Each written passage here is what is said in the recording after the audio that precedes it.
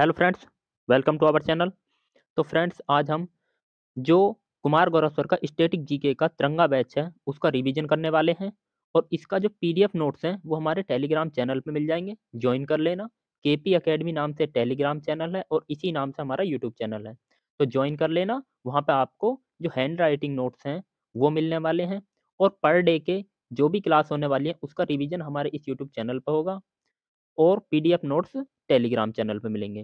तो स्टार्ट करते हैं। देखिए आज की क्लास हम, तो इसमें क्या क्या टॉपिक पढ़ने वाले हैं वो दिए गए हैं। देखो तो क्या क्या टॉपिक हैं।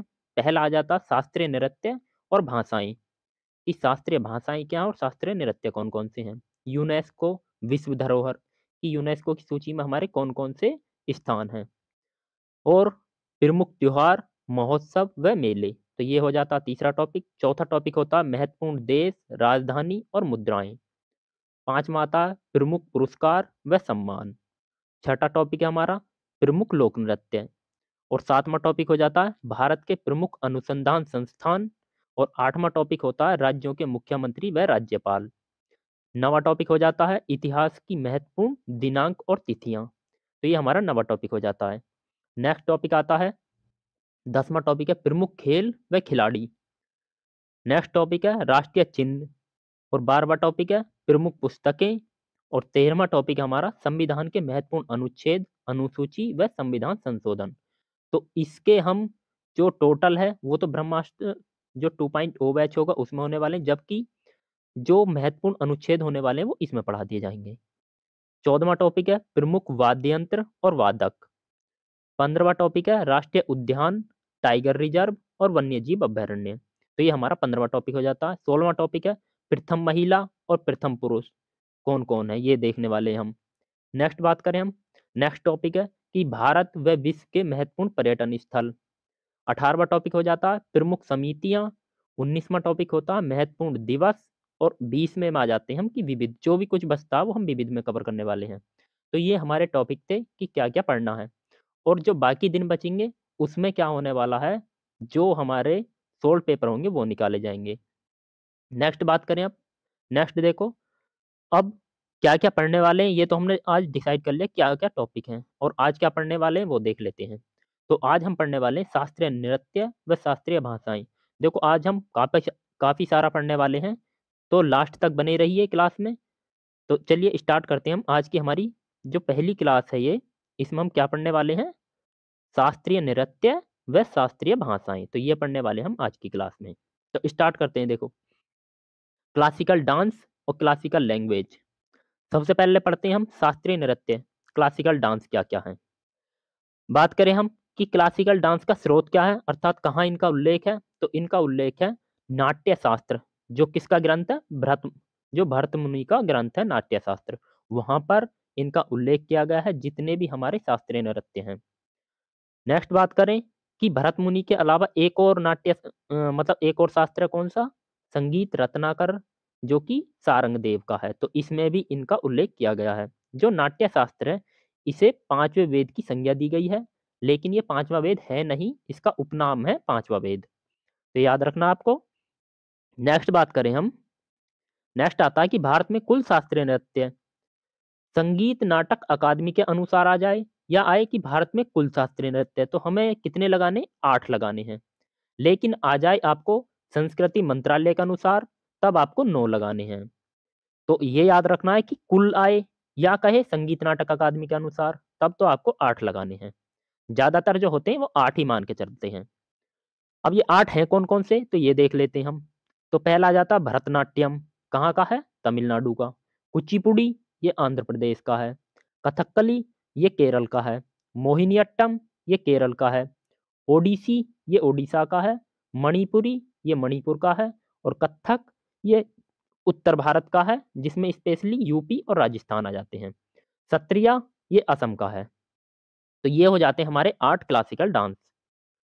अब बात करें हम, जो हमारा नवा क्लासिकल डांस है वो किसने कहा है इसे, जो संस्कृति मंत्रालय है उसके अनुसार हमारे जो कुल शास्त्रीय नृत्य हैं वो 9 हैं। और जो नवा है वो कौन सा है, छऊ नृत्य है। तो याद रखना आपको, संस्कृति मंत्रालय के अनुसार छऊ नृत्य को नवा क्लासिकल डांस माना गया है। और ये कहाँ का है, पश्चिम बंगाल, उड़ीसा और झारखंड। यहाँ पर ये छऊ नृत्य किया जाता है। अब देख लेते हैं हम कि जो शास्त्रीय नृत्य होते हैं और लोक नृत्य होते हैं, इनमें क्या डिफरेंस होता है। जो क्लासिकल डांस होते हैं, इनका उल्लेख शास्त्रों में होता है, जबकि लोक नृत्यों का उल्लेख शास्त्रों में नहीं किया गया है। इनका हमने अभी देखा था नाट्य शास्त्र में क्या है, उल्लेख है इनका शास्त्रीय नृत्यों का। जबकि जो लोक नृत्य हैं, ये स्थान विशेष या क्षेत्र विशेष या किसी विशेष कारण के लिए किए जाते हैं। जैसे बात करें फसल कटाई या त्योहार आ जाए कोई, या कोई खुशी का मौका है जैसे डीजे बजा दिया, तो ये क्या होते हैं, हमारे लोक नृत्य होते हैं जब कोई विशेष कारण पर होते हैं। लेकिन जो शास्त्रीय नृत्य होते हैं, उनमें शरीर का संचालन एक लयबद्ध पैटर्न से होता है। इससे लयबद्ध पैटर्न से होता है। तो याद रखना आपको, जो शास्त्रीय नृत्य होते हैं वो एक लयबद्ध पैटर्न में होते हैं, जबकि ये कहीं पर देखो नागिन डांस किस प्रकार से करते हैं, कहीं किस प्रकार से। लेकिन बात करें हम शास्त्रीय नृत्य जो होता है, वो चाहे तो भारत में हो या इटली वगैरह में हो, सब जगह एक ही समान होना है। तो शास्त्रीय नृत्य सेम होते हैं। नेक्स्ट बात करें अब, जो नाट्य शास्त्र है, इसमें 8 प्रकार के रसों का उल्लेख किया गया है। और कौन-कौन से रस हैं? तो श्रृंगार रस, वीर रस, भय रस, करुण रस, हास्य रस, घृणा रस, जिसे कहते हैं विभत्स रस, और अद्भुत रस, और 8वां है रौद्र रस।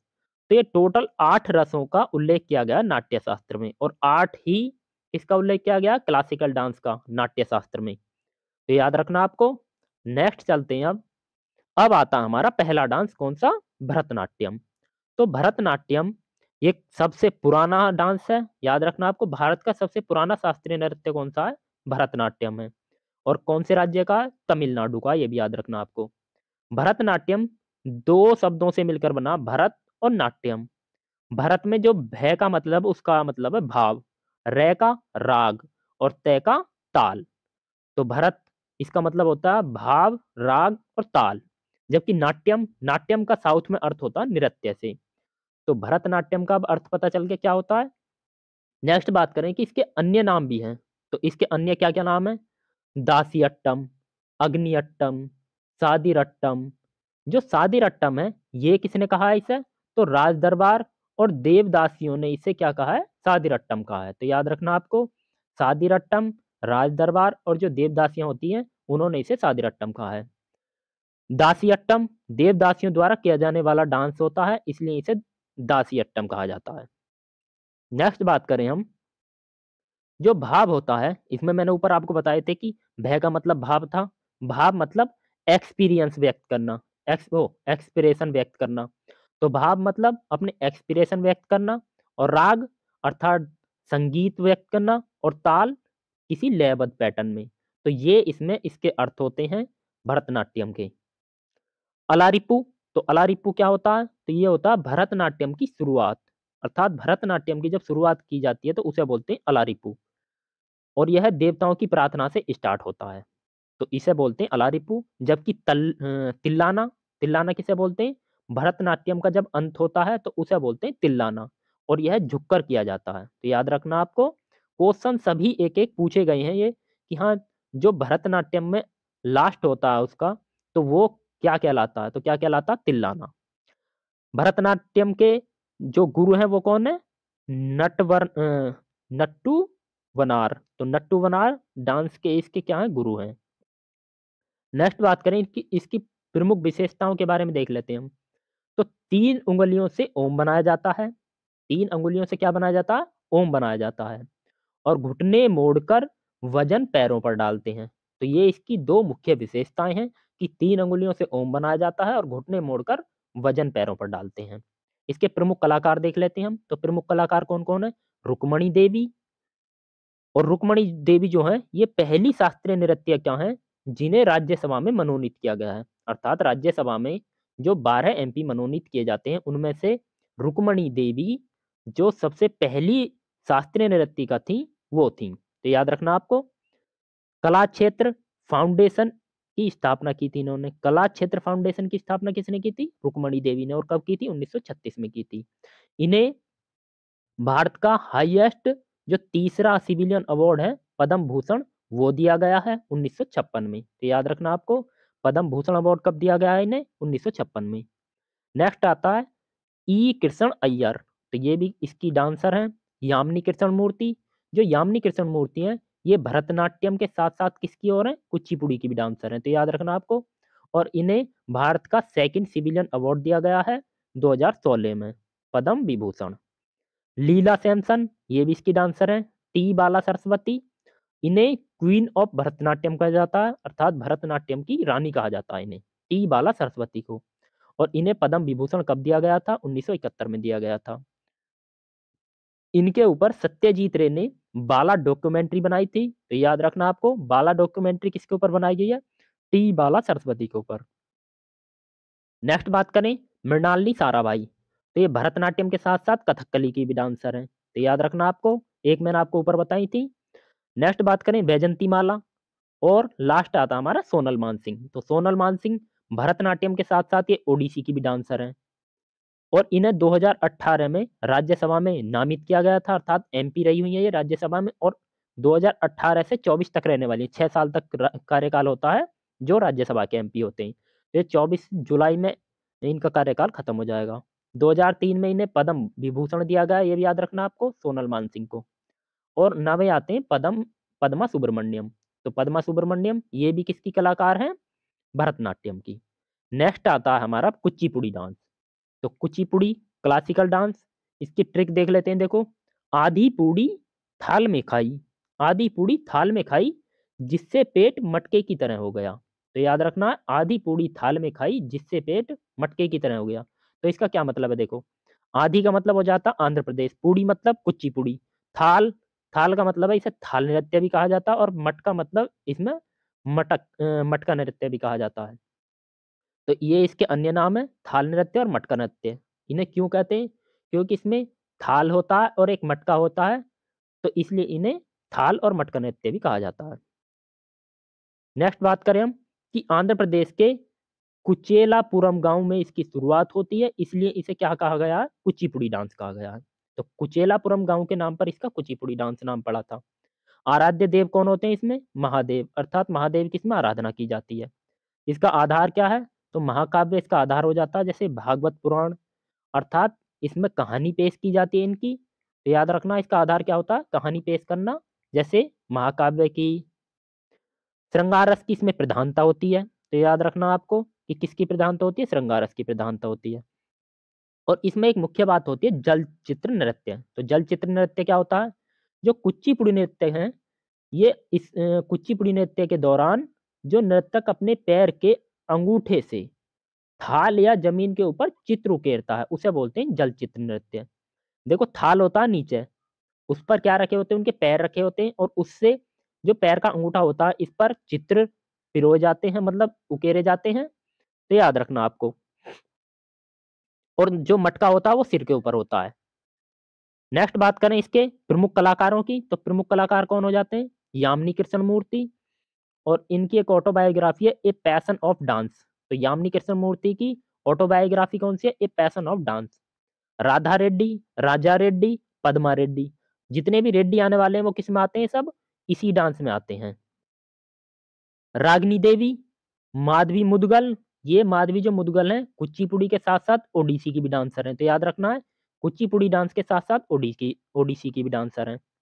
वेदांत सत्यनारायण शर्मा, ये भी इसके डांसर हैं। नेक्स्ट देखो, अब नेक्स्ट आता है कथकली। कथकली की बात करें हम, तो ये कौन से राज्य का, केरल राज्य का है। रामायण कहानी और जो महाभारत कहानी है, इनके नाम पर, जैसे रामायण कहानी है उसे बोला गया रामानाट्यम, और जबकि महाभारत की कहानी कृष्णाट्टम, और इन दोनों के मेल से बना है कथकली। तो कथकली याद रखना आपको, किन दो के मेल से बना है, रामानाट्यम और कृष्णाट्टम के नाम से। इसमें आंखों और भौं इनको संचालित किया जाता है, अर्थात आंखें चलाई जाती हैं, भौहें चलाई जाती हैं इसमें। और इसमें 3 रंग होते हैं, एक हरा होता है, एक काला होता है और एक लाल होता है। जो हरा रंग होता है वो दिव्यता, शालीनता और अच्छाई का प्रतीक है। हरे रंग में किसको दर्शाया गया, दिव्यता, शालीनता और अच्छाई को। जबकि काले रंग से राक्षसों को, बुराई को और हार को दर्शाया जाता है। जबकि जो लाल रंग है हमारा, लाल रंग से किसे दर्शाया जाता है, दुष्टों के लिए है लाल रंग, जैसे रावण, क्योंकि इसमें रामायण में किसका उल्लेख किया जाता है? रावण का, राम का। तो उन्हीं के किरदार निभाए जाते हैं इसमें। नेक्स्ट बात करें कि इसमें अनिवार्य चीज क्या होती है, तो अनिवार्य होता है मुकुट। अर्थात इसमें एक मुकुट होता है, जैसे आपने देखा होगा दूल्हे के ऊपर क्या होता है? सेहरा। उसी प्रकार इसमें एक सेहरा से थोड़ा बड़ा होता है मुकुट, तो इसमें मुकुट लगाया जाता है, ये एक अनिवार्य है। शुरुआत में इसमें केवल पुरुष ही डांस करते थे, लेकिन अब महिलाएं भी इसमें डांस करने लगी हैं। और इसमें अच्छाई की बुराई पर जीत को दर्शाया जाता है, ये भी आपको याद रखना है। प्रमुख कलाकार कौन कौन है इसमें देख लेते हैं, प्रमुख कलाकार कौन कौन है अब। तो प्रमुख कलाकार है इसमें नारायण मेनन, और इन्हें कहा जाता है, जो ये डांस है इसका पुनर्जीवित इन्होंने किया था, नारायण मेनन ने इसे। कृष्ण कोहरी या कहें गुरु गोपीनाथ, रीता गांगुली, मृणालिनी साराभाई, कृष्ण नायर और मिलेना सेल्वी, ये याद रखना आपको, क्योंकि ये भारत के बाहर की हैं, अर्थात इटली की हैं। तो इटली इटली की कौन है? मिलेना सेल्वी। शांताराव और गुरु कुंज कुरूप, तो याद रखने आपको, इसके डांसर हैं ये इतने। अब आते हैं हम मोहिनी अट्टम पर। जो मोहिनी अट्टम क्लासिकल डांस है, ये कहाँ का है? केरल का डांस है। और यह दो नामों से मिलकर बना, मोहिनी और अट्टम से। मोहिनी का मतलब होता है सुंदर स्त्री, और अट्टम का मतलब मैंने आपको बताया था डांस से। और इसे केवल महिलाएं करती हैं, याद रखना आपको। जो भगवान विष्णु हैं, इन्होंने मोहिनी का रूप धारण किया था और भस्मासुर का वध किया था। तो भस्मासुर का वध जो किया था, वो मोहिनी रूप धारण करके किया था, जिसमें वो मोहिनी डांस करते हैं। नेक्स्ट बात करें कि श्वेत साड़ी होती है इसमें एक, उसका महत्व बताया गया है। जो श्वेत साड़ी है, इसका लास्य रूप होता है ये। लास्य रूप मतलब सुंदरता को दर्शाता है, कोमलता, मधुरता। तो जो श्वेत साड़ी होती है, वो सुंदरता, कोमलता और मधुरता को दर्शाती है। आपसे एक क्वेश्चन पूछा गया था ये एसएससी में, कि त्रावणकोर के राजाओं द्वारा किस डांस को संरक्षण प्रदान किया गया था?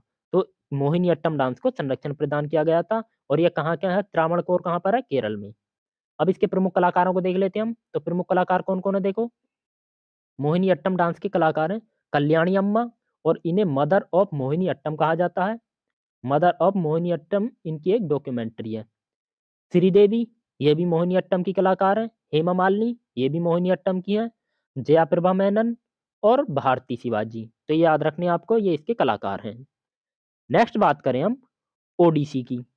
तो ओडिसी की, ये कहाँ का है? ये ओडिशा राज्य का है। मंदिरों में होने वाला नृत्य, ये पूछा जाने वाला क्वेश्चन है कि मंदिरों में कौन सा नृत्य किया जाता है, तो वो किया जाता है ओडिसी। और ये देवदासी करती हैं। मंदिरों में जो नृत्य करती हैं वो देवदासी करती हैं। और देवदासी मैंने आपको बताया क्या होती है, जो ईश्वर की आराध्य मानने वाली होती हैं, वो होती हैं देवदासी।